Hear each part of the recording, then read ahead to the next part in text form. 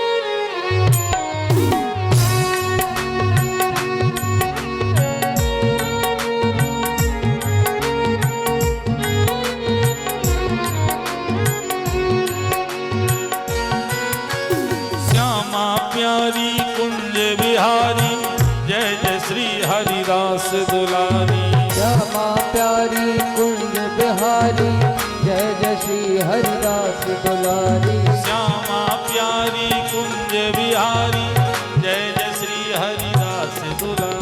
श्यामा प्यारी कुंज बिहारी, जय जय श्री हरिदास दुलारी। श्यामा प्यारी कुंज बिहारी, जय जय श्री हरिदास दुलारी। श्यामा प्यारी कुंज बिहारी, जय जय श्री हरिदास दुलारी। श्यामा प्यारी कुंज बिहारी, जय जय श्री हरिदास दुलारी। श्यामा प्यारी कुंज बिहारी, जय जय श्री हरिदास दुलारी। प्यारी श्री कुंज बिहारी, श्यामा प्यारी श्री कुंज बिहारी। जय जय श्री हरिदास दुलारी।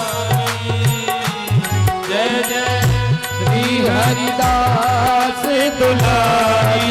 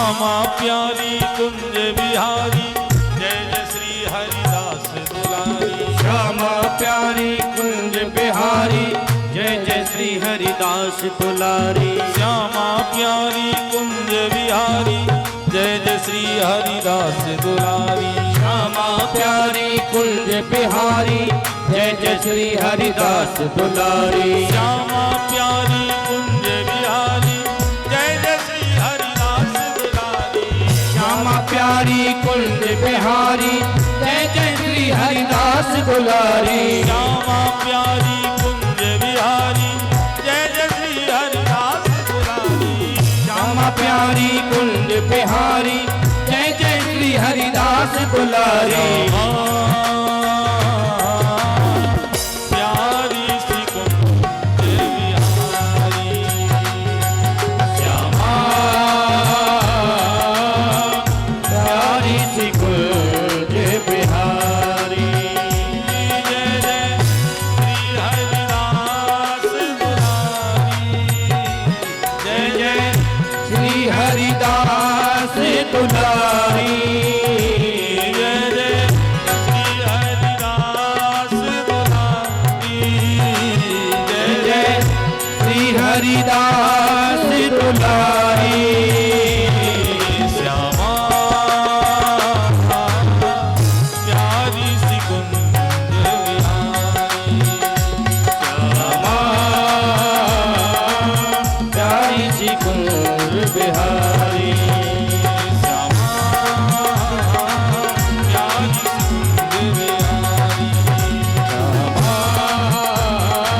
प्यारी सी कुंज बिहारी प्यारी सी कुंज बिहारी प्यारी कुंज बिहारी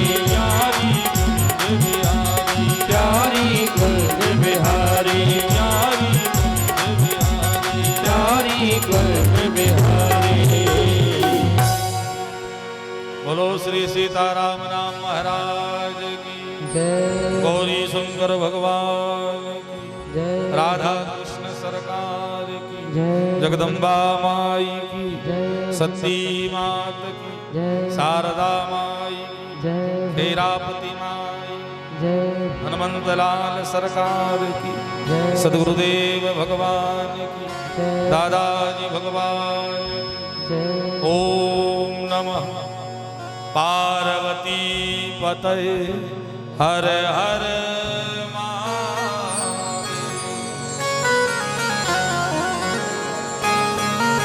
बोलो सावरे सरकार की जय मन और वाणी को पवित्र करने के बाद बिल्कुल एकाग्र चित मन बैठे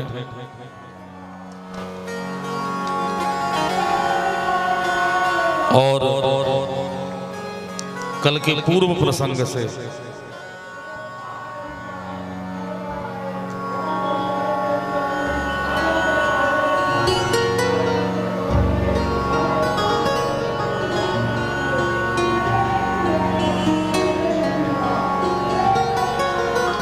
जय श्री राम।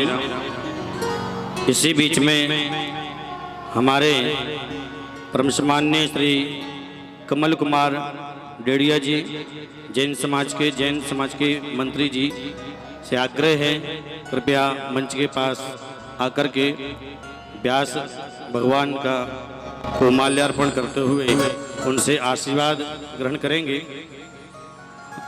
और हमारे प्रकाश भैया जी अदावन वाले जैन साहब, पत्रकार भैया जी, प्रकाश भैया जी अदावन वाले जैन साहब पत्रकार जी से अनुरोध है, कृपया मंच के पास आकर के महाराज श्री से आशीर्वाद को ग्रहण करेंगे। हमारे बीच में प्रकाश भैया जी पत्रकार महोदय जी पधारे हुए हैं और महाराज श्री से आशीर्वाद ग्रहण करते हुए हमारे पत्रकार महोदय जी।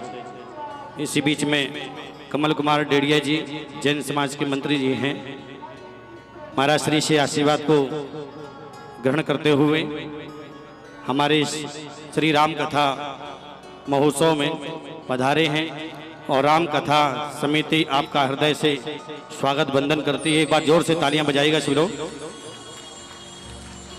और चलते हैं महाराज श्री के श्री चरणों में, जिनके द्वारा हम लोग संगीतमय श्री राम कथा श्रवण करेंगे।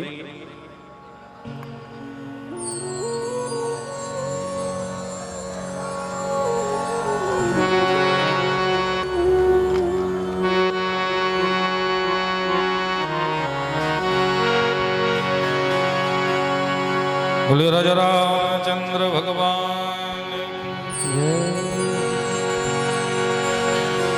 तो कल की कथा में आप और हम ठाकुर जी के प्रागट्य की पावन कथा को श्रवण कर रहे थे, और हमने और आपने कल श्री शिव विवाह के बाद समय अभाव के कारण सीधा राम जन्म की कथा में चले गए थे। कुछ चर्चाएं हम पूर्व में जो शेष रह गई हैं उन्हें पूरा करते हुए फिर कथा के क्रम को आगे आप और हम बढ़ाएंगे।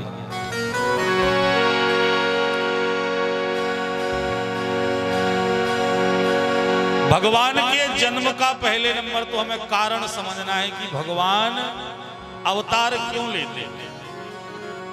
पहला तो आपको और हमें यह समझना है, प्रभु ने जब ये सृष्टि बनाई, और एक बात और आपसे हम कहें, हम जिस पृथ्वी पर रह रहे हैं बहुत छोटी है, ये बहुत छोटी है। हमारे पृथ्वी ग्रह जैसे अरबों ग्रह हैं, कोई गिनती नहीं है। ध्यान देना, हमें जितने तारे दिखाई देते हैं हमें पूरे तारे भी दिखाई नहीं दे रहे हैं।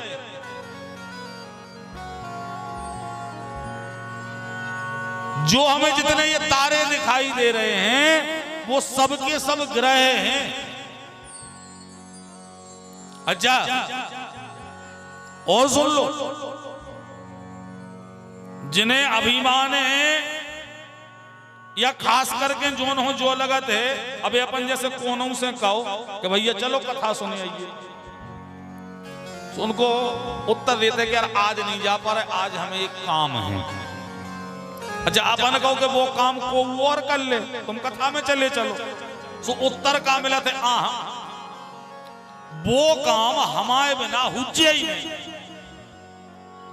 अच्छा, वो उनसे जा पूछो कि भैया जा बताओ, जब तुम पैदाने भाई थे सुखा वो काम होता ही नहीं तो, या फिर हमें जा बताओ कि जो ना तुम मर जे हो उसके बाद वो काम हो वो ही का बंद हो जाए। एक बात बिल्कुल भूल जाओ कि तुम और हम कुछ कर रहे हैं या तुम्हारे या हमारे करने से कुछ हो रहा है, बिल्कुल कुछ नहीं, कुछ भी नहीं। हम रहे ना रहे, संसार बिल्कुल जाकोताएं चल रहे। कौन कौन आया कौन कौन चला गया, सृष्टि और प्रकृति ना किसी को रुकी थी ना किसी को रुकेगी। तुम्हें बिल्कुल लग जा रहा हो कि हम कर रहे कि हमारे करे होने, कच्छु नहीं होने तुम्हारे करे। आप लोगों ने छत में देखो हुई है घरों में, अपने छत की सीलिंग पे छिपकुली उल्टी चिपकी रहती, उल्टी चला। एक बार एक संत जी ने पूछी कि काय छिपकुली तुम जो उल्टी काय चिपकी रहा, तुम्हें डर नहीं लगा कि हम गिर पा रहे, पीठ के बार के लोग बड़े रो टूट जाए, उल्टी काय चिपकी? पता है छिपकुली ने क्या कही थी? छिपकुली कहने लगी बाबा जी हम उल्टे नहीं चिपके। बाबा जी कहने लगे फिर? छिपकुली कहने लगी हम जो छत या साधे, हम जो छत या साधे, अगर हम निकर जे हैं तो जो छत गिर पर। अब तुम और बताओ कौन कौन को छत समा रहे छिपकुली? जैसो छिपकुली के लाने जो लगन लगत है कि जो घर हम या साधे, ऐसा ही अपन को लगन लगत है कि घर हम या चला रहे। काम हम यहाँ कर रहे, जबकि रे भैया ने तुम कछु कर रहे, ने हम कछु कर रहे।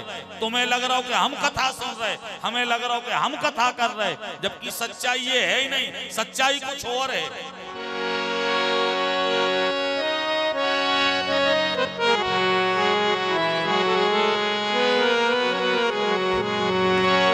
करते हो तुम कन्हैया,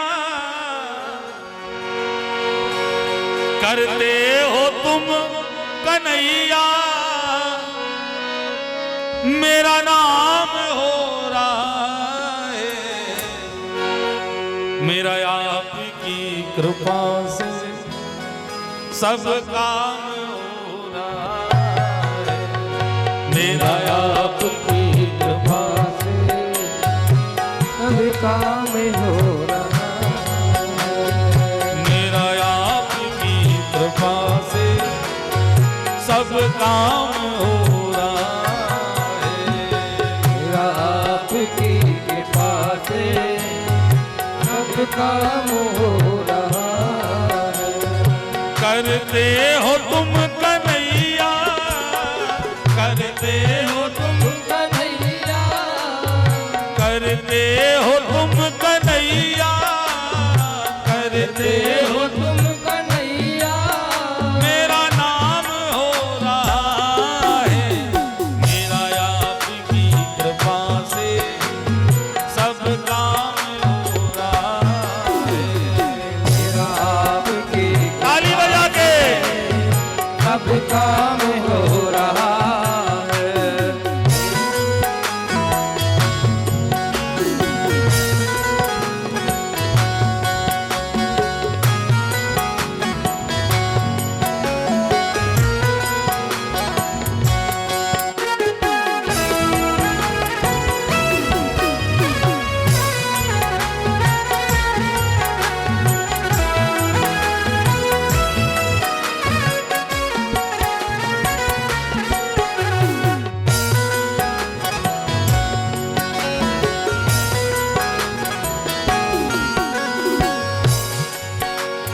पतवार के बिना ही मेरी नाव चल रही है, पतवार के बिना ही मेरी नाव चल रही है, पतवार के बिना ही मेरी नाव चल रही है, पतवार के बिना ही मेरी नाव चल रही है। हैरान है जमाना मंजिल भी मिल रही है, हैरान है जमाना मंजिल ही मिल रही है, हैरान है जमाना मंजिल भी मिल रही है, हैरान है जमाना मंजिल ही मिल रही है। करता नहीं हूँ कुछ भी, करता नहीं हूँ कुछ भी, सब काम हो रहा है, करता नहीं है कुछ भी, सब काम हो रहा है। करते हो तुम कन्हैया, करते हो तुम कन्हैया, करते हो तुम कन्हैया, करते हो तुम कन्हैया, मेरा नाम हो रहा है, मेरा आपकी कृपा से सब काम हो रहा है, मेरा आपकी कृपा से सब काम हो रहा है, सब काम हो रहा है, सब काम हो रहा है, सब काम हो रहा है, सब काम हो रहा है। वो ही कर रहे हैं, हमें ये बहम है, हम कर रहे हैं, हमारे करते, हाँ माध्यम जरूर हमें बना रखा है, लेकिन करने वाला है कोई और। तो इस ब्रह्मांड में हमारी पृथ्वी से कई गुना बड़े बड़े हजारों लाखों गुना बड़े बड़े अरबों ग्रह हैं। उन अरबों ग्रह में से हमारा ग्रह बहुत छोटा सा है। और अपनी पृथ्वी पे कितने मनुष्य हैं? अपन से अच्छे, अपन से बड़े, अपन से जायदाद में ज्यादा, अपन से काम में ज्यादा, अपन से पद में ज्यादा, अपन से हर चीज में ज्यादा कितने मनुष्य हैं? उनमें से अपन एक यहाँ है। अब अपन रहो चाहे नहीं रहो, कुछ नहीं हो ना धरती पर। तुम जो कह रहे हो कि हमें काम है, हमारे बिना नहीं हुई है, भैया ऐसो कोनो काम नहीं है जो हमारे आने से शुरू हुआ है या हमारे जाने पर खत्म होना है। बिल्कुल व्यर्थ के, बिल्कुल व्यर्थ के मान और अभिमान में हम जी रहे हैं कि हम कर रहे हैं, हम कुछ नहीं कर रहे।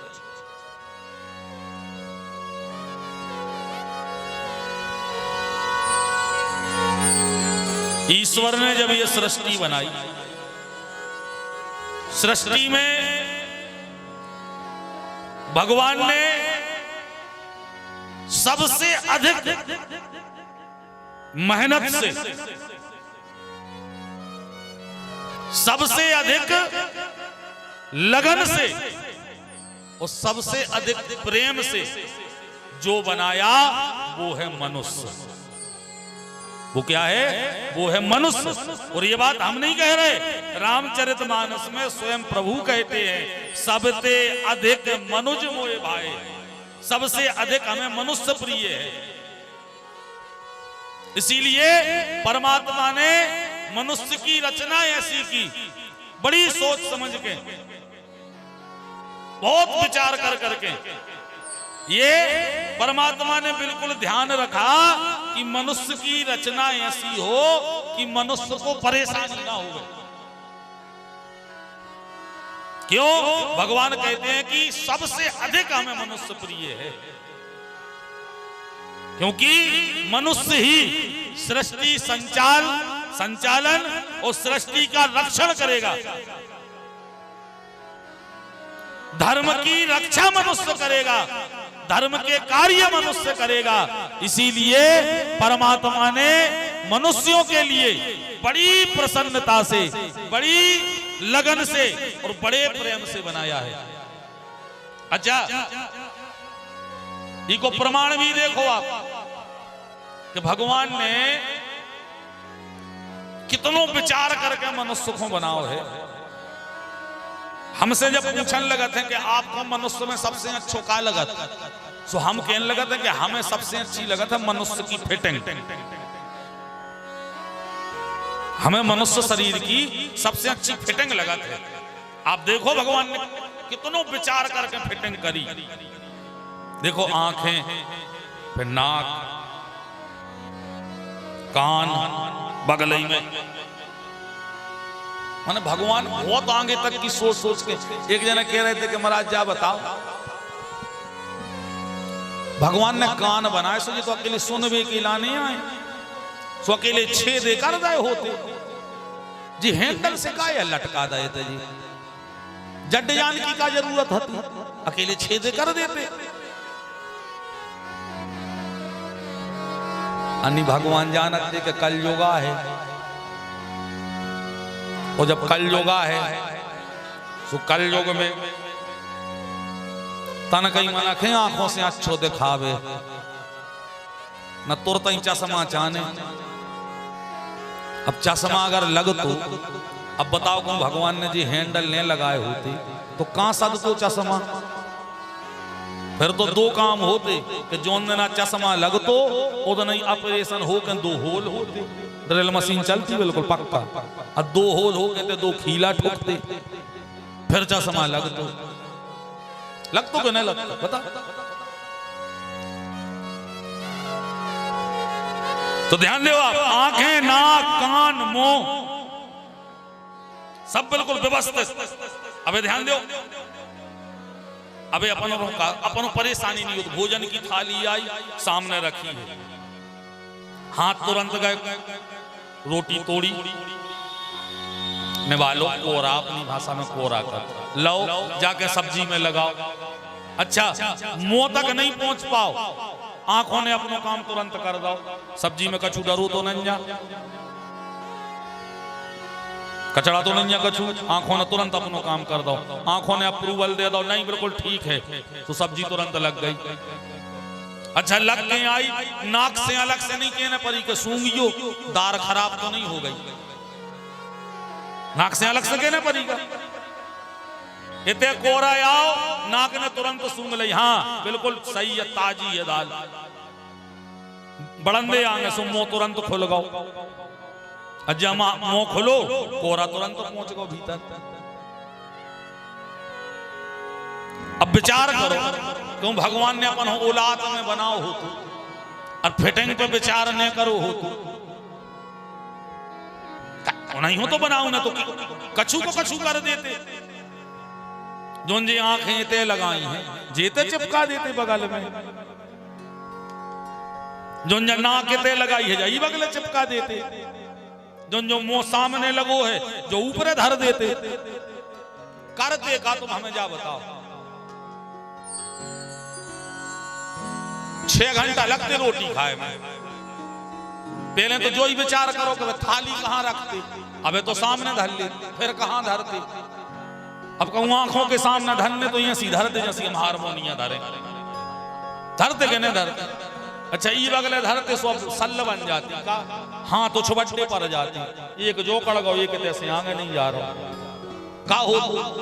अब जो हो तो इतने रोटी उठती, फिर वह उठ के हाथ के लगा लो आती, फिर टूटती, फिर वह रखती, फिर जो कोरा हाथ में जातो, फिर जो सब्जी लगा तो, फिर खातो। हाँ अबे न खातो, अबे कैसे खातो, अबे बड़े जतन से घूम के ही बगले आओ तो, इतने नाखों सुंगाओ तो सूंगियो दार कैसी है। जब इतने नाक सूंघ लेती, फिर कोरा उठ तो ऊपर और बड़े जतन से टपके नहीं, फिर सामने आओ तो, फिर इतने ऊपर मुंह है तो इत तो ऊपर उठ तो नहीं उठ तो, फिर इतने चक्की के सो डाला खुल तो, फिर में कोरा गिर तो नहीं गिर तो, फिर चक्की चलती, ये सो चल तो कहना चल तो। भगवान ने बहुत सोच समझ करके, बड़े प्रेम से, बड़ी लगन से, बड़े यत्न से मनुष्य को बनाया है, और मनुष्य को बना करके पृथ्वी पर भेजा कि जाओ और पृथ्वी पर रह करके धर्म का आचरण करना, धर्म के मार्ग पर चलना, सत्य के मार्ग पर चलना, अहिंसा के मार्ग पर चलना, प्रेम के मार्ग पर चलना, परोपकार के मार्ग पर चलना, दया के मार्ग पर चलना।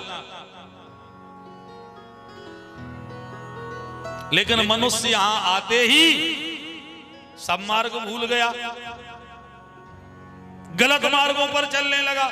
भगवान ने ऊपर से कही, कहा यार हमने तुमसे कही थी कि धर्म के मार्ग पे चलने, तुम कौन मार्ग पे जा रहे थे। मनुष्य कहने लगे भगवान हमें पता ही नहीं है कौन धर्म को आए कौन अधर्म को आए, हम चले जा रहे हैं। भगवान बोले हाँ जा भी गलती हो सके, ये बात सही है भाई, कैसे पता पड़े कि कौन धर्म को आए कौन अधर्म को आए।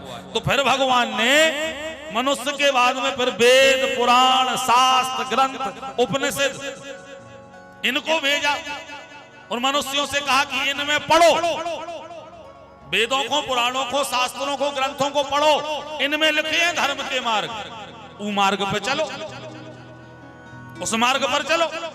ठीक है प्रभु।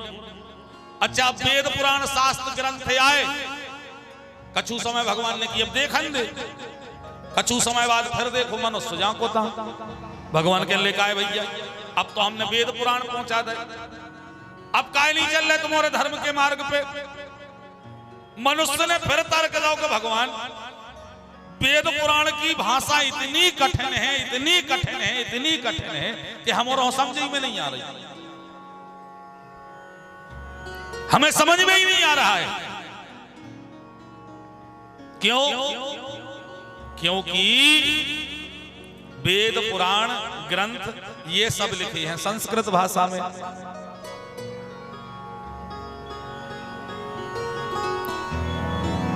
अब संस्कृत आ नहीं रही।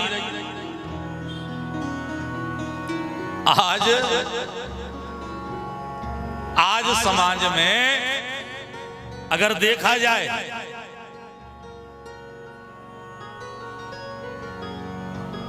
तो संस्कृत जानने वाले अगर परसेंट निकालो जाए तो जाने कौन परसेंट न करे। और ध्यान देना, आदमी का संस्कृति बचाने प्यारे, तुम संस्कृत को बचा लो, तुम संस्कृत को जान जाओ, तुम संस्कृत की ज्ञाता बन जाओ, संस्कृति अपने आप बच जाएगी।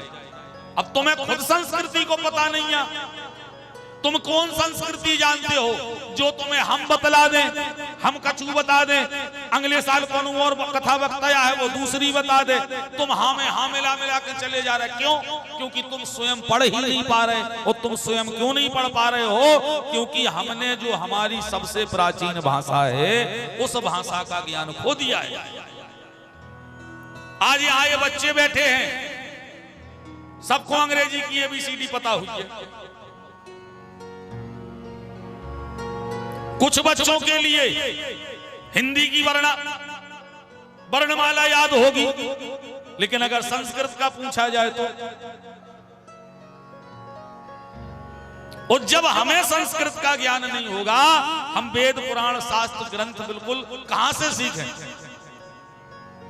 मैं तो ये प्रार्थना करता हूं, अब गर्मियों की छुट्टियां लग रही ना, और गर्मियों में प्रायः सभी बच्चों के महीने 2 महीने छुट्टी रहेगी। जैसे ही आप हर विषय की अलग अलग कोचिंग लगवात हो, इन गर्मियों में सभी बच्चों के लिए, सभी घरों के माता पिता पंडित जी के पास आवे, इन पंडित जी के पास आवे, इनके पास आवे। आपके ग्राम में बहुत विद्वान हैं, उनके पास जावे, महाराज जी 2 महीने बच्चे हमारे स्कूल की छुट्टी है, कहीं जाना आना होता नहीं। अब बेसमय न कर गए, न पहले तो गर्मी की छुट्टी भाई, और मामा के, फूफा के, बुआ के, बिल्कुल हमारे पेपर तक ही रखते। जो दिन पेपर खत्म हुआ दूसरे दिन कपड़ा धोब गए कहा है।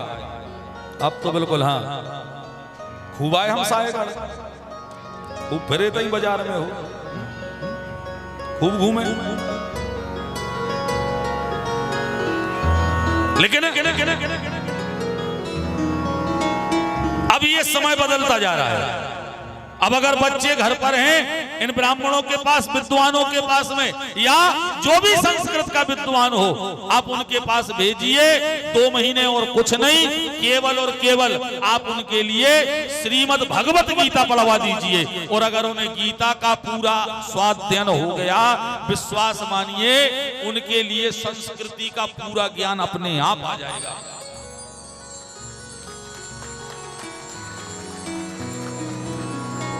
वहां नहीं, कितने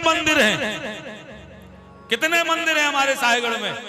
नियम बना लो, जो मंदिर में पुजारी जी उन्हीं के पास, महाराज जी संध्या को आप आते ही हैं, शाम के समय यहाँ हमारे पूरे मोहल्ले के बच्चे आएंगे और उन बच्चों को आप 1 घंटे रामायण, 1 घंटे या गीता या संस्कृत की कोई भी जो उचित लगे उनका ज्ञान आप 1 घंटे देंगे। उन्हें संस्कृति का ज्ञान बढ़ेगा, संस्कृत का ज्ञान बढ़ेगा। और संस्कृत का ज्ञान बढ़ जाए तो वेद शास्त्र पुराण ग्रंथों का स्वयं अध्ययन कर सकते।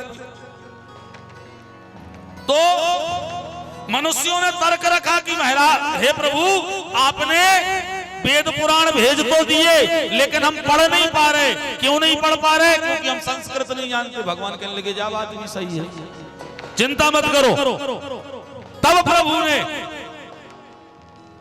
पहले मनुष्य भेजे, फिर वेद पुराण शास्त्र ग्रंथ भेजे, और उसके बाद में फिर भगवान ने संत, ब्राह्मण, महात्मा इनको भेजा कि अब आप लोग जाओ और आप लोग जाकर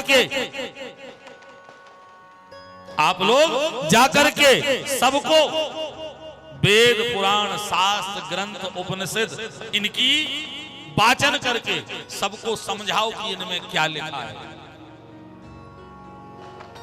धर्म के क्या मार्ग हैं, सबको समझाओ। तो संतों ने, ब्राह्मणों ने आके फिर वेद पाठ, पुराण ग्रंथ, कथाएं, भागवतें जी चालू करी, सबको सुनाए। अच्छा, भगवान ने फिर देखो कछु समय बाद भगवान फिर बोले कि भैया अब तो आपके लाने आपकी भाषा में समझाओ जा रहा हो, अब काहे नहीं चल रहे तुम सदमार्ग पे। मनुष्य ने फिर तर्क रखो। मनुष्य बोले भगवान ब्योरे सुना तो है कथा, मनो हमारो समझ में नहीं आऊ,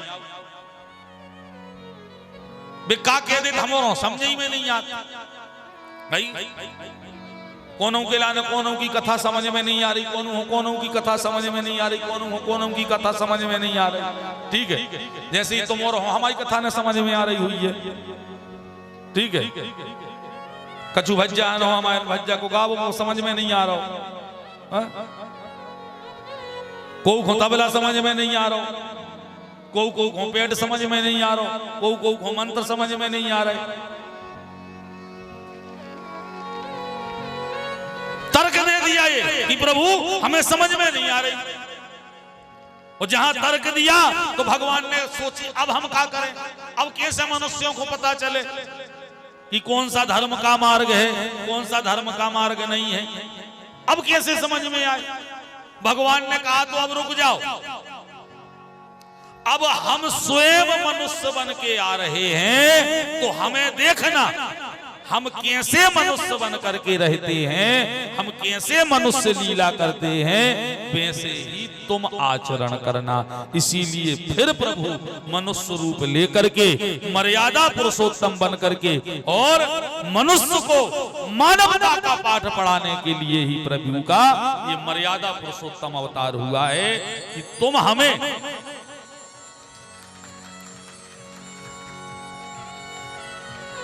स्वयं देख लो।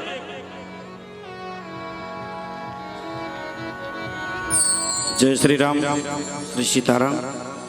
इसी बीच में श्री राम कथा के बीच में हमारे पंडित श्री कमलेश जी कौशिक जी शिक्षक महोदय, आपसे आग्रह है कृपया मंच के पास आकर के और व्यास भगवान के लिए श्रीफल नारियल के द्वारा भेंट करते हुए आशीर्वाद ग्रहण करें। श्री लोकराम विश्वकर्मा जी विधायक प्रतिनिधि जी, आपसे आग्रह है, और श्री मिट्ठू लाल जी जैन साहब, आपसे आग्रह है आप लोग कृपया मंच के पास आकर के व्यास भगवान का श्रीफल से आप सम्मान करेंगे। इसी बीच हमारे पंडित श्री अमरमऊ से वाजपेयी जी से आग्रह है, राम कथा के परम रसिक श्रद्धालु हैं, और आपसे आग्रह है परम सम्मान्य चाचा जी वाजपेयी जी अमरमऊ वालों से कि आप यहाँ आकर के श्रीफल नारियल से महाराज जी का सम्मान करते हुए। और इसी बीच में श्री सेंट्रल बैंक के कैशियर जी विश्वकर्मा जी से आग्रह है कि कृपया मंच के पास आकर के श्रीफल नारियल से भेंट करेंगे। आप लोगों से अनुरोध है, आप लोग शीघ्रता करेंगे थोड़ा, क्योंकि कथा में विलंब होता है। इसी बीच में हमारे परसोत्तम असाटी जी चाट वाले, परसोत्तम असाटी जी चाट वाले अशोक भैया जी के पिताजी हैं, आपसे आग्रह है कि यहाँ मंच के पास आकर के और श्रीफल नारियल के द्वारा आप लोग भेंट करेंगे।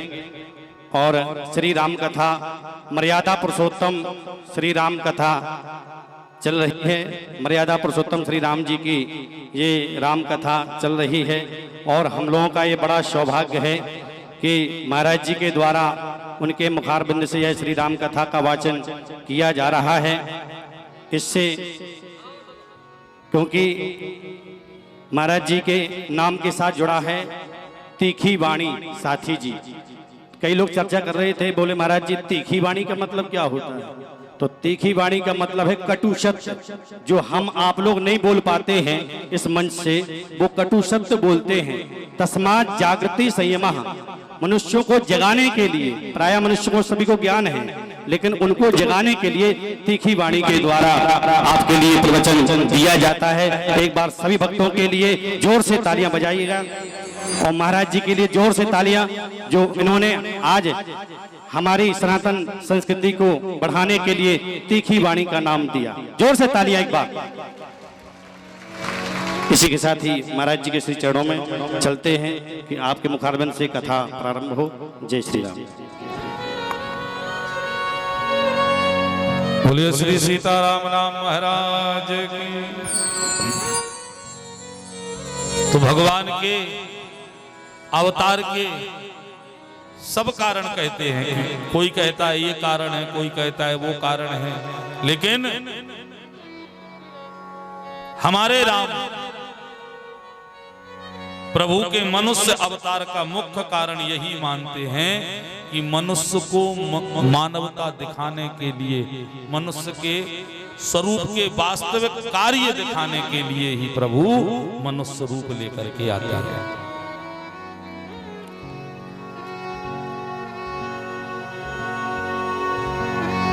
कल आप हम श्रवण कर रहे थे महाराज दशरथ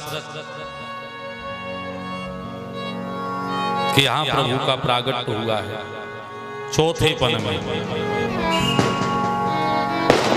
महाराज दशरथ का चौथा पन जब लगा है तब प्रभु आए हैं। 3 रानियां हैं, माता कौशल्या, माता कैकेयी, माता सुमित्रा। समय बीतता जा रहा है, लेकिन तुलसी बाबा ने एक चौपाई लिखी है।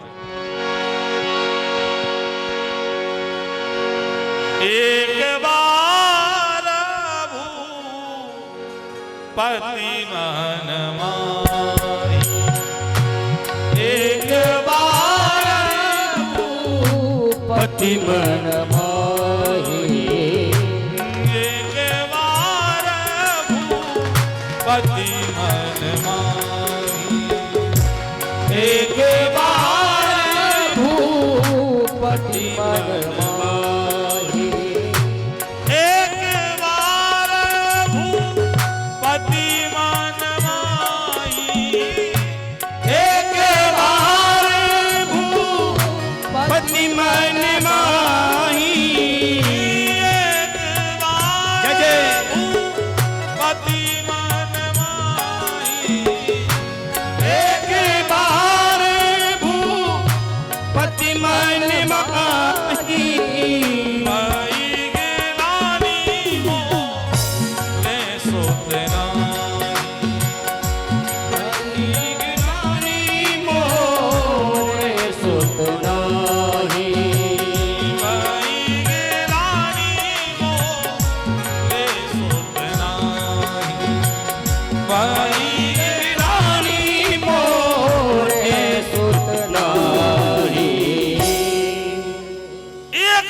भूपति मन माही। अच्छा आप उन्हें बताओ जब बात।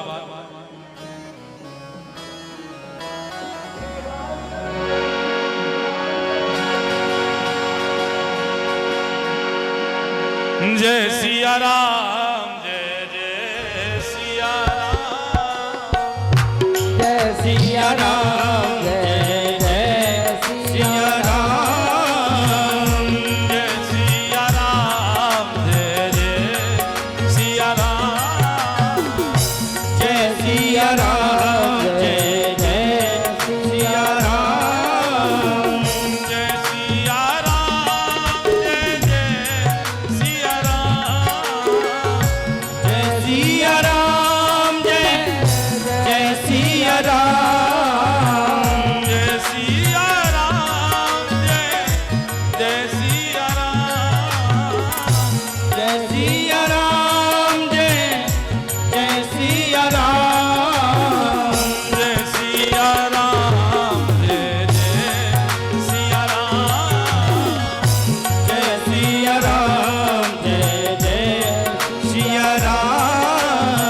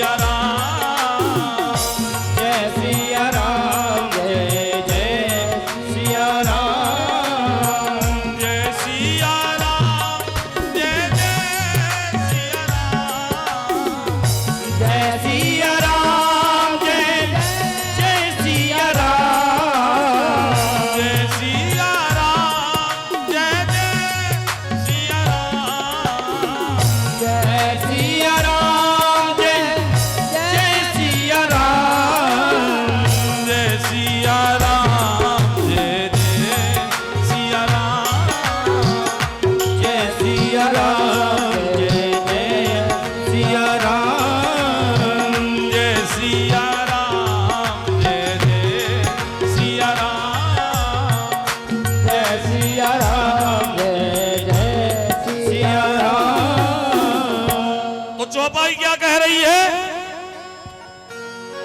एक बार भूपति मन माही भाई गिलानी मोरे सुतना। अच्छा ध्यान दियो, दशरथ जी को चौथोपन लग गया। चौथेपन में दशरथ जी हो ये कई बेरे सो लगो हुज्जे के हमारे लड़का बारी नहीं अपने ते अगर साई कर ले होवे तो हर दूसरे जना लगत यार के अपने ते साई कर लेंगे। हमारे यहाँ जो वस्तु ना हो अपन को हफ्ते में 1-2 बार उनको आभास जरूर हो कि अपने ते जो नहीं है। अच्छा दशरथ जी के ते संतान नहीं है और तुलसी बाबा का लिख रहे एक बार लगो हो सकत का यहाँ सो। ध्यान देना, लगा तो बहुत बार है मनो एक बेर विशेष लगो अपन और नहीं कहने लगा। ध्यान दीजियो, जैसे कोई सायगढ़ के आसपास को हुई है 8 दिन में 2 बेरे सायगढ़ हुई है मनो को के लाने कछु विशेष घटना घट जाए तो अपन के नहीं लगत कि एक बेरे हम सायगढ़ गए या एक बार हम सागर गए तो बहुत बेरे हैं, लेकिन जब एक बार गए तो बेरे कछु विशेष भाव। ऐसे ही दशरथ जी के लाने का चौपाई लिखी है कि लगा तो बहुत बार है लेकिन एक बार विशेष तौर पर लगा है। कब? एक बार क्या हुआ,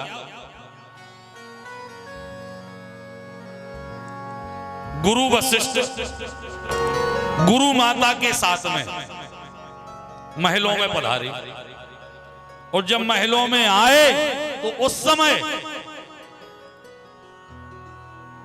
गुरु पुत्र शक्ति भी साथ में आए। छोटे से थे उस समय। गुरु माता को लेकर के तीनों माताएं महल के अंदर चली गईं। वहां स्वागत सत्कार गुरु माता का होने लगा और गुरु पुत्र शक्ति खेलते हुए यहां वहां निकल गए। अच्छा दूसरे कक्ष में गए और वहां जाकर के शायद चलते चलते गिर गए हो महाराज शक्ति, कुछ हो गया। आप छोटे से थे तो गिरे तो रोने लगे तो गुरु मां उठने लगी, उठाने ये हमारा पुत्र रो रहा है। तो माता कौशल्या बोली कि गुरु मां आप बैठिए हम जाकर के उन्हें संभाल लेते हैं। अच्छा ये बात हो ही रही थी कि आप रुकिए हम संभाल लेते हैं, तभी दशरथ जी उसी महल के द्वार पे आ गए। तो माता अरुंधति बोली माता कौशल्या से कि कौशल्या तुम रहने दे, हम जाके हम ही उठाए ले आ रहे, हम ही समझा ले, हम ही मोंगा ले, हम ही शांत करा ले। कौशल्या मैया बोली नहीं नहीं हम चले जा रहे, हम करवाएं दे रहे। माता बोली कि तुमसे नहीं बने हैं। क्यों नहीं बनेगा हमसे? गुरु मां बोली ऐसे नहीं बने हैं कि तुम आए थे मोड़ी मोड़ा है नहीं, सो तुम्हें मोड़ी मोड़ा कैसे शांत करे जाते हैं जो पता नहीं है। इसे हम अपने बालक को शांत करा भी हम ही जा रहे हैं। महाराज दशरथ के कानों में जब ये शब्द पड़ी तो एक बार भूपति मन माही भई गिलानी मोरे सुतना। उस समय दशरथ जी को गिलानी हुई। इस बार ना हुई हो तो एक बार और है, एक बार और है ऐसा समय।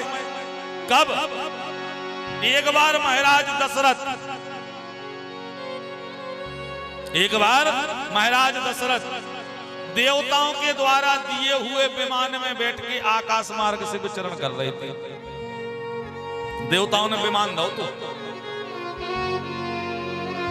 उससे जहां विचरण कर रहे थे कि तभी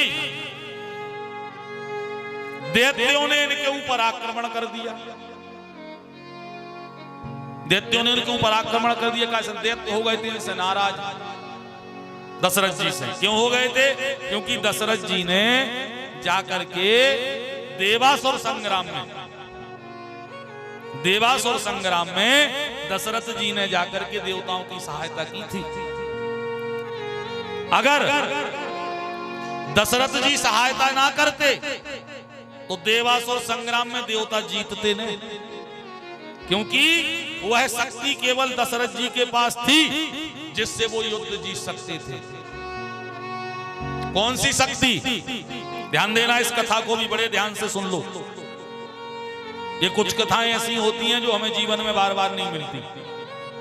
जैसे कि एक प्रश्न कई लोगों के मन में होता है रामचरितमानस का। कौन सा? श्रवण कुमार के लिए महाराज दशरथ ने कौन से बाण से मारा? श्रवण कुमार के लिए महाराज दशरथ ने कौन से बाण से मारा? उत्तर मिलता है शब्द भेदी बाण। यही मिलता है ना। लेकिन अब ध्यान देना, अगर शब्द भेदी बाण था तो शब्द काय को भाव तो, शब्द काय को भाव तो, शब्द तो भाव तो वे पानी में तमुरिया लाए थे के मटकिया लाए थे के जो कुछ लाए थे बाडोब रहे थे, तो शब्द तो भाव तो ऊ को, और ओई की शब्द को सुन के बाण मारोगा। तो अगर शब्द भेदी बाण हतो तो फिर कहां लगने तो, फिर वो बाण लगने तो मटकिया में। लेकिन बाण कहां लगो? श्रवण कुमार के हृदय में। क्या है इसका सत्य? खूब ध्यान से सुन लो। अच्छा, इतने आदमों ने, कछु जनों ने दंत कथाएं बनाई हैं। कछु जने कहने लगे कि रावण ने लुक के मार दो तो श्रवण कुमार को। गलत है ये बात बिल्कुल। ध्यान दियो, हम तुम्हारी बात मान लेते अगर रावण ने मारो तो फिर दो चीजें होने थी कि दशरथ जी के बाण से तमुरिया फूटने थी, कमंडल फूटना था, और रावण के बाण से श्रवण कुमार को मरने तो। लेकिन कमंडल नहीं फूटो, प्रमाण का है? बोले वही कमंडल में जल भर के दशरथ जी ले गए। ले गए कि नहीं ले गए? उसी कमंडल में भर के ले गए। तो सच्चाई क्या है? उसकी सच्चाई ये है कि बाण दशरथ जी का ही था। और एक और बात सुन लो, बाण शब्द भेदी था, लेकिन वो बाण श्रापित बाण था। उस बाण पर श्राप बैठ करके गई थी और लक्ष्य चूकी। उस श्राप कब मिली है ये सुन लो कथा। देवासुर संग्राम में जब महाराज दशरथ गए, देवताओं की सहायता की। पहले दिन जब दशरथ जी गए तो दशरथ जी ने जाके युद्ध करो, राक्षसों को मारो। लेकिन आश्चर्य हुआ। आश्चर्य क्या हुआ? आश्चर्य ये हुआ कि जिन राक्षसों को दशरथ जी मार के आए थे वे ही राक्षस भयान है, फिर लड़वे आ गए। दशरथ जी कहने लगे कि इन राक्षसों को हमने कल ही मारो तो जी आज कैसे आ गए? दशरथ जी कहने लगे शायद हम पहचान नहीं रहे हो, आज पहचान करके मार रहे। दशरथ जी ने आज पहचान करके मारो राक्षसों को। वो तीसरे दिन जब फिर युद्ध करने गए तो बेई के बेई राक्षस फिर आ गए। दशरथ जी शाम हो गए, देवताओं से कहने लगे जा बताओ हम जो राक्षसों को मार देते बेई के बेई दूसरे दिन कैसे आ जाते लड़ने? देवता कहने लगे जाई तो समस्या है, नहीं ऐसे आपने एक बेरे या मारो, दो बेरे, हमारे तो हजार हजार बेरे या मार चुके। मनो वे दूसरे दिन फिर जिंदा हो जाते। कैसे हो जाते जिंदा? बोले बेजिंदा हो जाते हैं इनके गुरु शुक्राचार्य हैं जो, उनके पास में मृत संजीवनी नाम की विद्या है। वो विद्या को वे कमंडल में रख के ले आते हैं और रात में जितने राक्षस मर जाते हैं सुबह आके सब रोह जिंदा कर जाते हैं। बे सवेरे फिर लड़न लगा, सुबह राक्षस कम ही नहीं हो रहे, ये संजय लड़ाई ज्यादा चल रही।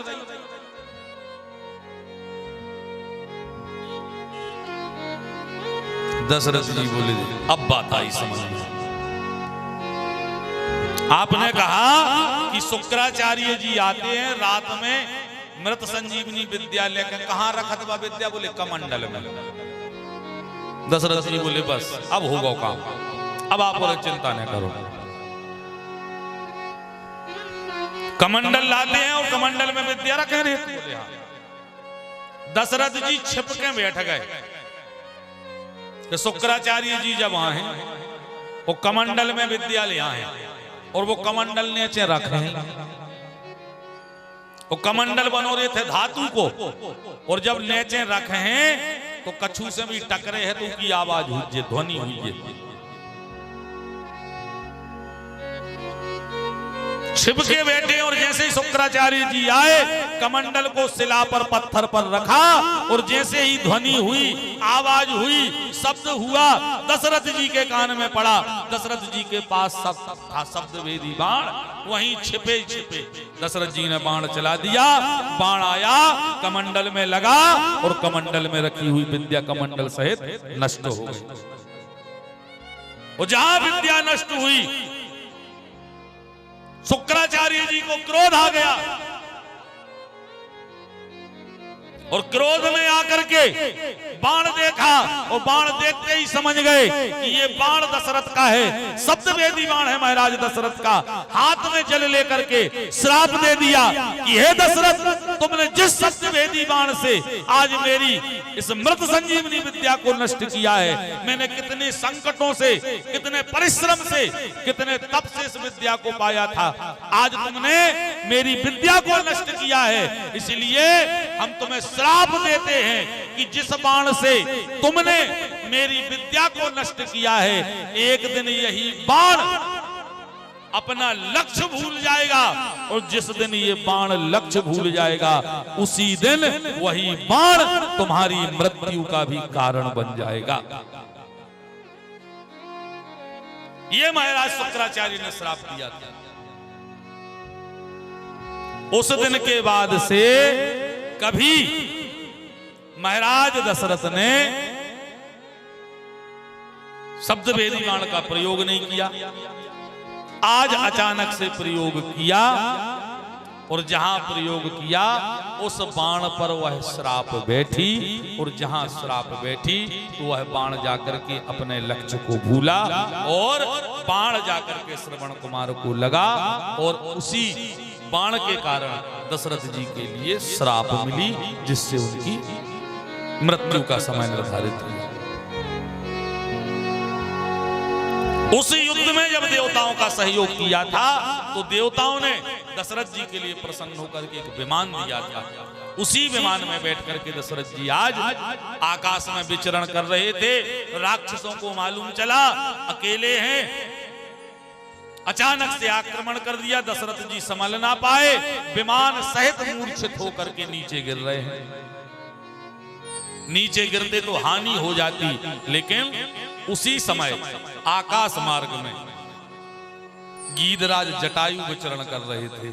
जहां विमान सहित दशरथ जी को गिरते देखा, जटायु ने जाकर के अपने पंखों पर विमान को संभाल करके लाए, पृथ्वी पर सुरक्षित विमान को रखा, पंखों में जल लेकर के आए, दशरथ जी के ऊपर जल सिंचित किया।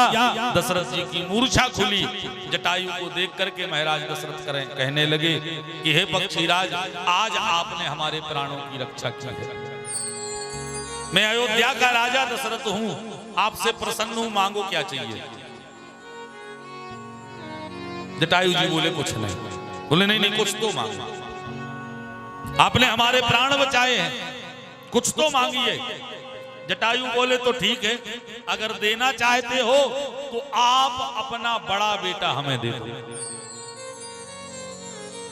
आप अपना बड़ा पुत्र हमें दे दो। संयोग सुनिए, जिस समय पुत्र मांगा है उस समय दशरथ जी के यहां कोई संतान नहीं थी। दशरथ जी विचार कर रहे हैं कि हम ऐसे वंश के हैं, रघुकुल रीत सदा चली आई, प्राण जाए पर बचन न जाए। हम ऐसे वंश के हैं और हमने ही वचन दे दिया कि जो मांगोगे वो देंगे, लेकिन ऐसी चीज मांग ली कि जो हमारे पास है ही नहीं। इसीलिए दशरथ जी को आज गिलानी हुई कि हमारे यहाँ पुत्र नहीं है। सो तुलसी बाबा ने लिखा कि एक बार भूपति मन माही, एक बार भूपति मन माही, एक बार भूपति मन माही, एक बार भूपति मन माही, एक बार भूपति मन माही, एक बार भूपति मन माही, एक बार भूपति मन माही, एक बार भूपति मन माही, भई गिलानी मोरे सुत नाही, भई गिलानी मोरे सुत नाही, भई गिलानी मोरे सुत नाही, भई गिलानी मोरे सुत नाही। उस समय गिलानी हुई हो। अच्छा, अगर उस समय में भाई हुई है तो एक समय और है। देवासुर संग्राम में जब महाराज दशरथ गए सहायता की, देवता युद्ध जीत गए, तो देवताओं ने इंद्र की सभा में दशरथ जी को सम्मान करो। देवताओं के साथ स्वर्ग की सभा में महाराज दशरथ बैठे हैं और सभी देवताओं ने मिलकर के दशरथ जी का सम्मान किया। अच्छा, सम्मान के बाद में सभा स्थगित भई, सब जने गए, जहां सभा पूर्ण हुई सब जने अपने अपने स्थानों चले गए, धामों चले गए। दशरथ जी भी निकले आए। दशरथ जी थोड़ी दूर गए, जब तक दशरथ जी को ध्यान आ गई कि हम अपनो पीतांबर दुपट्टा सिंहासन पे छोड़े आए। सो दशरथ जी आए, लौट के उठा भी। अच्छा, जब लौट के उठावे को आए तो उस समय का देख रहे हैं कि देवता सब चले गए, वो कछु सेवक एक सिंहासन धो रहे। दशरथ जी ने देखो कि इस सिंहासन पे तो हम बैठे थे, जो धो रहा है ऊपर तो हम बैठे थे। दशरथ जी कहने लगे, भैया क्या कर रहे तुम? बोले, जो सिंहासन धो रहे। दशरथ जी कहने लगे, जा बताओ, जो ही भरे या धो रहे क्या सब दे धो रहे? सेवक बोले, अकेले जो ही भरे धोने, और बाकी के बोले नहीं। बोले, जो ही अकेलो काय धो रहे? सेवक बोले कि जो ऐसे धो रहे हैं, कैसे हमारे राजा इंद्र अवई कह के गए हैं कि इस सिंहासन को धो के पवित्र कर देना। दशरथ जी बोले, काहे? बोले, ऐसे पवित्र कर दियो क्योंकि हमारे राजा इंद्र कह रहे थे कि इस सिंहासन पर एक निसंतान व्यक्ति बैठा था और उसके बैठने से ये सिंहासन अपवित्र हो गया है, इसलिए सिंहासन को पवित्र कर देना। दशरथ जी ने जहां ये बात सुनी तो उस समय दशरथ जी के लिए फिर गिलानी हुई। एक बार भूपति मन माही, भई गिलानी मोरे सुत नाही। उस समय गिलानी हुई। और जहां गिलानी हुई, एक बात ध्यान रखिए, जीवन में जब आपके जीवन में आपको बहुत गिलानी हो, आपको जब और कोई मार्ग दिखाई ना देवे, हर जगह से जब आपको निराशा हाथ लग रही हो, एक बार मेरे कहने से एक काम करना, आपको केवल एक बार, उस समय आप और कहीं ना जाकर के जहां आपका गुरुद्वार है, जहां भी आपके गुरु हैं, जिनसे आपने मंत्र दीक्षा ले रखी है, जिनसे आपने मंत्र दीक्षा ले रखी है। और एक बात और मैं आप लोगों से कहूं, क्योंकि सबसे पहले तो मैं ये बात कहने का इसलिए सामर्थ्य रखता हूं, जो बात मैं अब कहने जा रहा हूं आप लोगों से, क्योंकि मैं उसी परंपरा से जुड़ा हुआ हूं। अगर मेरी बात मानिए तो प्रयास सदैव ये करना कि अपना गुरु अपने कुल पुरोहित के लिए ही बनाना, क्योंकि कुल पुरोहित से अच्छा गुरु जीवन में दूसरा कोई हो ही नहीं सकता। आज का समय चल रहा है दिखावटीपन का। आज हम आए कथा करवे के लाने, कछु जन होने की महाराज की कथा अच्छी है, हमें गुरु बनाने, जबकि तुम्हें पता है कि हम ये सैया हैं जे हम जोन जे बैठे जो हम असली रूप नोई जे हम बने या बैठे, जे 3 घंटा के लाने जब हम जो बैठे हैं जे हम बन के या बैठे जे नोई हम, हमारा ये वास्तविक रूप नहीं है। हम तुम्हारे तो जोन बन के आए हम बेईनोई। हो सकता है कि हमारी वास्तविकता अवगुणों से भरी हुई हो, इतने तो हम बन के आ गए, अच्छे बोले हैं तुमसे, अच्छो बर्ताव करे हैं, 9 दिन रहने, और जो भी लगो कि अगर अच्छे से नहीं रह रहे तो आखिरी दिन लिफाफा अच्छो नहीं मिल रहा हो। जितने अच्छे बन के रहे हैं उतने बड़ो लिफाफा लेके जे हैं। तो हो सकता है कि यहां हम बनावटी बन करके बैठे हों, लेकिन जो आपका कुल पुरोहित है वो कभी आपके सामने बन करके नहीं रहेगा। वो जैसा होगा आपके सामने है, प्रत्यक्ष है, और एक पीढ़ी से नहीं कई पीढ़ियों से आपके सामने है। और ध्यान देना, जितने काम में आपके कुल पुरोहित आएंगे, आपके ग्राम के पंडित आपके काम में आएंगे, उतने काम में हम नहीं आ सके। आपके सुख में, दुख में, अच्छे में, बुरे में, हम तो वहां खीर खावे वाले, हमारे खीर खावे वाले। जो ना तुम्हारा 4 लाख इकट्ठे हो जाएं तो फिर फोन लगाने लगियो कि साथी जी तारीख चाने, और हमें कहूं पता पड़ जाए कि 4 से कछु कम है तो हम तुरंत कहते हैं कि यार अब समय नहीं है, तनक रुक जा, काय सच्चाई जाया कि हमें जो पता पड़ गया कि 4 से कम है। लेकिन आपका जो कुल पुरोहित है आपके यहाँ एक पैसा ना होवे, आप पहुंच जाइए, सत्यनारायण की कथा करनी है महाराज जी, हमारे लिए व्यवस्था नहीं है। चलो बेटा कोई बात नहीं, हमारे हम कर रहे तुम्हारे घर सत्यनारायण की कथा, तो वो उस समय भी आपके साथ थे। माताएं ध्यान कर ले, तुम्हारी हर चट हो वैसो, संतान साते हो वैसो, रिक 5 हो वैसो, 11 हो वैसो, पूनो हो वैसो, अमास हो वैसो, कछु हो वे, हमेशा खड़े ना कुल पुरोहित तुम्हारे, आपके ग्राम के विद्वान आपके द्वार में।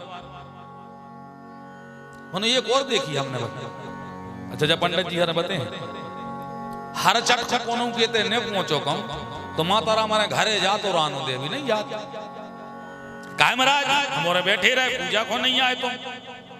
अच्छा सर्पपूर्णों को भोग केवाल लगा के लगा लेते, केवरा लगा के बिल्कुल हाँ बंद करके, और तन्नक सी आगी रखने कि धुआं बाहर लोने कड़ जाए ना, बस आ जाए कि होम लगाओ। हाँ बना थे 6 लड़ूंगा, अच्छा 6 ही अलग अलग, एक पति को, एक सखी को, एक ग्वाल वाल को, एक देव द्वारे को, और कहां कहां के हम भूल गए।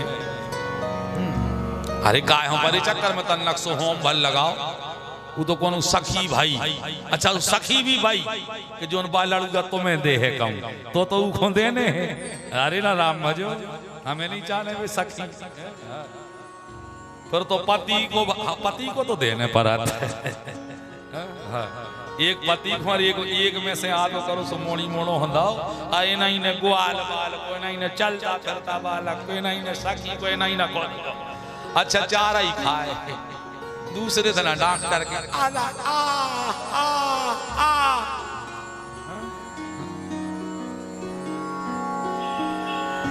जो तो अलग व्यंग यार, मजा किया।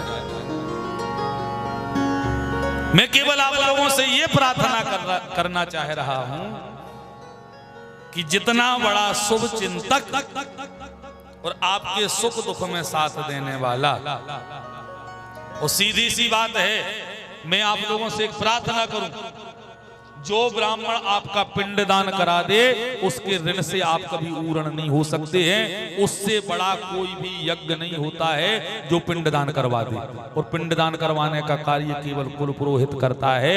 इसलिए हमारे पितरों को सबसे बड़ी शांति देने का कार्य उन्होंने किया है, इसीलिए वो ही हमारे गुरु बनने के सबसे योग्य होते हैं। उनसे बड़ा योग्य और कोई नहीं है।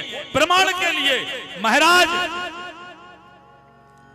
परमात्मा मर्यादा पुरुषोत्तम प्रभु श्री राम ने भी किनको गुरु बनाया? अपने कुल पुरोहित महाराज वशिष्ठ को। लेकिन आज की दुनिया दिखावटी है, जहां देखा वहीं अच्छा, अब श्रद्धा हो गई है क्षणिक, अब श्रद्धा हो गई है क्षणिक। जो लो महाराज अपने मन की है सो तो कहा अच्छी श्रद्धा, और जोंदना महाराज ने अपने मन को कछु बताओ नहीं। अब महाराज पता लगा है अब कौन से रहे। इसीलिए मैं ये प्रार्थना करूं आप सभी से, मैं ये प्रार्थना करूं कि सबसे पहले तो गुरु दीक्षा का जब समय आवे, बालकों को बालिकाओं को वो अपने कुल पुरोहित की दीक्षा दिलवाएं, उन्हीं से मंत्र लें, और उनका सम्मान सबसे अधिक होना चाहिए। खास करके हमारे नगर में, हमारे ग्राम में जब ऐसे आयोजन हो में, तो उन आयोजनों में सबसे पहले प्रधानता से और सम्मानता से हमें चाहिए कि हमें अपने नगर के पूज्य विद्वानों को, कुल पुरोहितों को वहां आमंत्रित करके और सबके सामने उच्च आसन पर बिठा करके उनको सम्मानित करना चाहिए। और हमें आपके नगर में यह बात देख करके अत्यंत प्रसन्नता हुई कि जो हम कहना चाहते थे वो कार्य आप लोग बहुत पहले से कर रहे हैं, और परमात्मा करे यह कार्य आपके निरंतर ऐसे ही चलते रहे। जिस नगर में उस नगर के ही विद्वानों का सम्मान होगा, विश्वास मानिए उस नगर के उन्नति के लिए, उस नगर के युवाओं की उन्नति के लिए और उस नगर की आध्यात्मिक उन्नति के लिए कोई नहीं रोक सकता है। आज आपके नगर में जो ऐसे ऐसे दिव्य बड़े बड़े आयोजन हो रहे हैं, उनका सबसे बड़ा श्रेय आपके नगर के इन्हीं विद्वानों के चरणों को जाना चाहिए, क्योंकि इन्हीं के तप पुण्य पुंज से, इन्हीं के आशीर्वाद से आप लोग इसे योग्य बने हैं कि ऐसे आयोजन आप लोग करवा पा रहे हैं।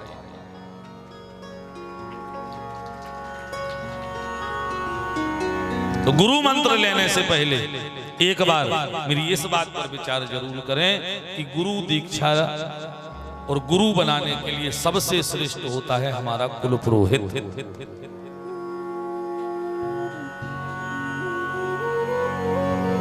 जब भी आपके जीवन में ऐसा समय आए, आपको दिखाई दे कि हमें और कहीं कोई मार्ग दिखाई नहीं दे रहा है, कोई हमारी सहायता के लिए नहीं है, हमें यह कार्य बिल्कुल असंभव लग रहा है कि यह कार्य बिल्कुल असंभव है, तब उस समय मेरी बात मानना और उस समय अपने गुरु के द्वार पर पहुंच जाना और जाकर के क्या करना है जो महाराज दशरथ ने किया है। जहां गिलानी हुई दूसरी चौपाई देख लो आप।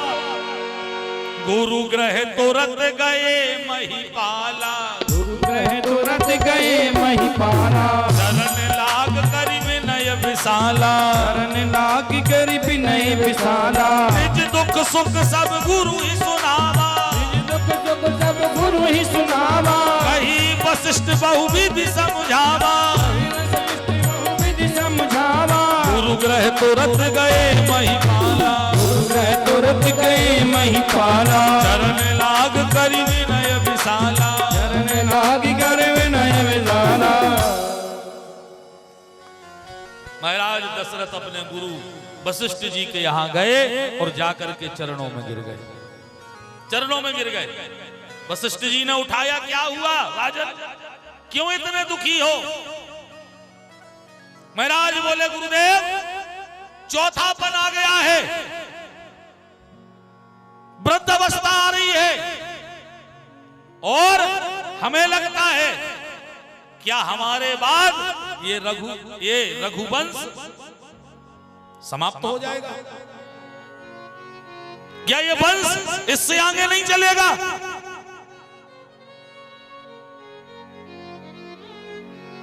गुरुदेव अब आपकी शरण में है, आप ही बतलाइए क्या होगा। गुरुजी बोले, बस बस बस बस दशरथ ये बतलाओ, आज से पहले कब हमसे कही है या बात? नहीं कहा गुरुदेव। तो फिर निराश क्यों हो रहे हो? जब आज से पहले हमसे कही नहीं है, बोली ही नहीं है, और आज अगर बोल रहे हो तो निराश होकर क्यों बोल रहे हो? अरे संतान चाहिए, पुत्र चाहिए, कितने चाहिए? एक। दशरथ जी के भी वारे हते कि ये कहीं तो हो जाए बुढ़ापे के, और काय करेंगे? सोचे में लग गए, टेम से बोल नहीं पाए तो वशिष्ठ जी कहने लगे, दो चाले। दशरथ जी सोचने लगे कि हमारे तब 2 लड़का सुई हो सका। इतनी सोचे में फिर टाइम लग गया। वशिष्ठ जी बोले तो फिर 3। दशरथ जी सोचने लगे जो ही सबसे अच्छा हुआ है, 3 रानी है सो 3 ही रानियों के एक एक हो जाए, 3 ही प्रसन्न रहे। दशरथ जी इतना सोचे में फिर टाइम लग गया। तो गुरुजी बोले तो 4। दशरथ जी ने चरण पकड़ ले, गुरुदेव बस आपका यही वचन सत्य हो जावे, 4 ही पुत्र हो जाएं। गुरुदेव कहने लगे, तीर धराहू हो आई सोत 4,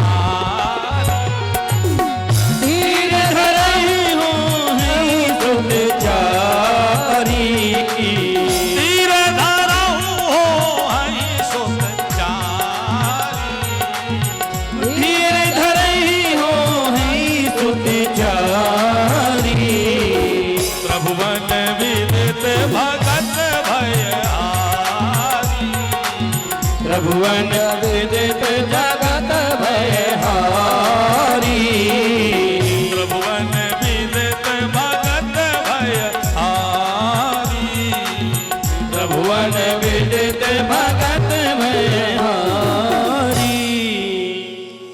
राजन मैं तुम्हें आज आश्वासन नहीं वरदान देता हूं और ये आशीर्वाद देता हूं, निश्चिंत होकर के चले जाओ। तुम्हारे यहाँ 1 नहीं 2 नहीं 3 नहीं 4 पुत्र होंगे, और वो भी कैसे? त्रिभुवन विदित भगत भयहारी। मानो बिल्कुल संकेत में कह दिया हो कि साक्षात ब्रह्म ही तुम्हारे यहाँ पुत्र बन करके आएगा।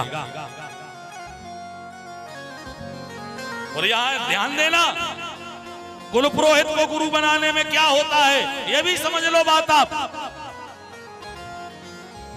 हमारे लिए कोई आवश्यकता पड़ जाए, कोई पूजन सामग्री आदि आदि की आवश्यकता पड़ जाए, जो हमें सुलभता से नहीं मिल रही, जो हम नहीं ढूंढ सकते, जो हम नहीं ला सकते, लेकिन अगर हमारे गुरु हमारे कुल पुरोहित हैं उनसे प्रार्थना करो तो जो दुर्लभ चीज हुई है भी तुम्हें बड़ी सुलभता से लाके दे दे, बड़ी सुलभता से लाके दे दे।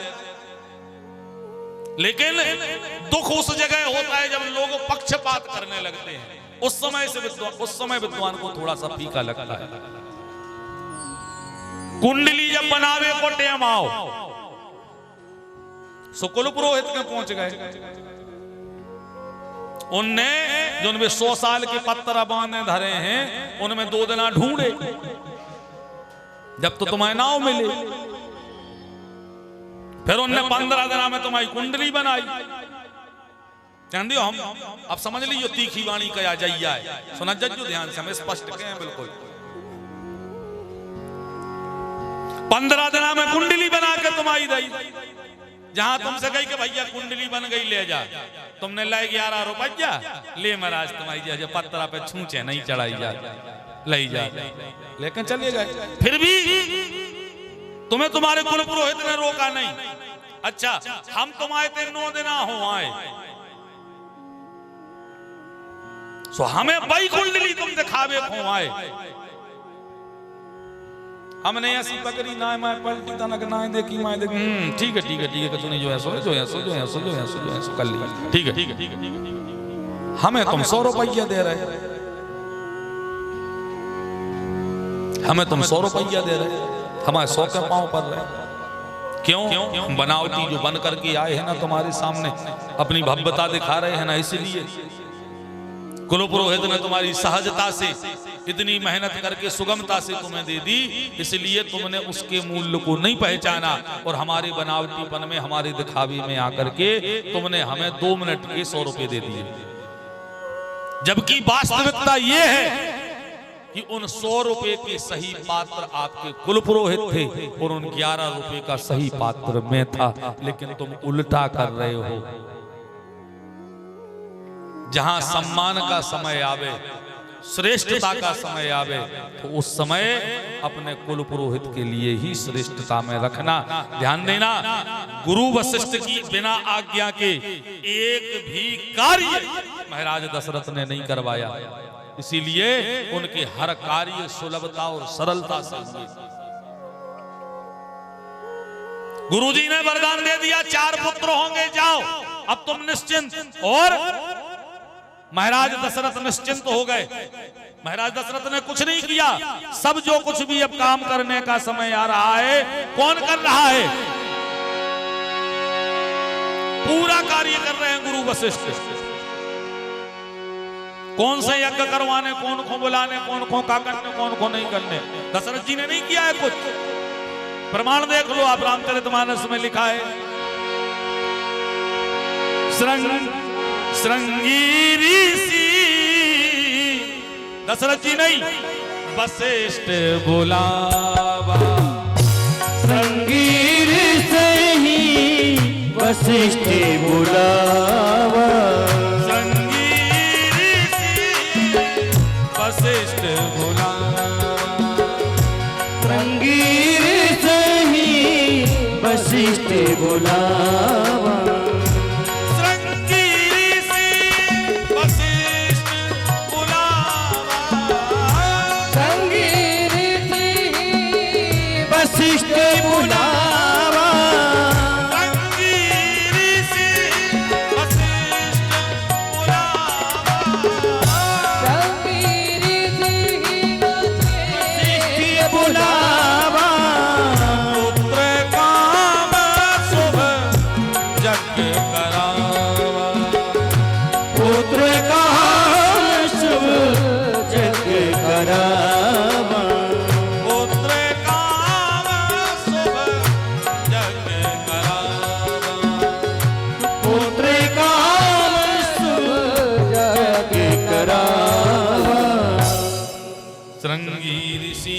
किसने बुलाया वशिष्ठ बुलावा वशिष्ठ जी ने उन्होंने यज्ञ करवाया भगति सहित मुनिया हुति दीने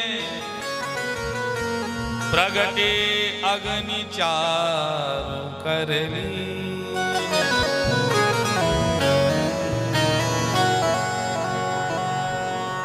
वशिष्ठ जी ने यहाँ यज्ञ करवाया श्रृंगी ऋषि के द्वारा पुत्रेष्टि और यज्ञ जैसे ही हुआ उसी यज्ञ में अग्निदेव चारु लेकर के प्रकट हुए और उस चारु को फिर पृथक पृथक बांटा गया उस बांटने की भी बड़ी कथाएं हैं बंटवारे की भी बड़ी कथाएं हैं लेकिन रामचरितमानस हम आप लोगों से पहले ही दिन कह चुके हैं कि ऐसा ग्रंथ है कि रामचरितमानस राम कथा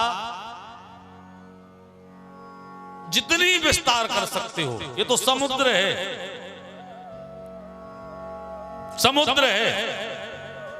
लिखा है ठोकी ठोकी ताल कूंदे कितते अभिमानी किंतु काऊ ने ना पाई था तुलसी के ताल की। इसका कोई पारावार नहीं है। जितना तुम में सामर्थ्य है, समुद्र है, जितना तुम तैर सकते हो तैर लो, जल समाप्त नहीं होगा, तुम्हारी तैरने की सामर्थ्यता समाप्त हो जाएगी। ऐसा ही रामचरितमानस से जितनी तुम गूढ़ता निकाल सकते हो निकाल लो, जितने तुम अर्थ निकाल सकते हो निकाल लो, जो जो तुम कर सकते हो कर लो, लेकिन रामचरितमानस की कोई था नहीं। उसी यज्ञ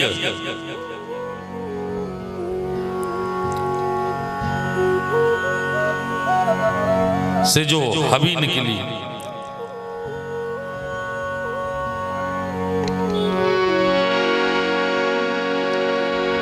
बंटवारे की एक बात मत सुनो, कैसा हुआ है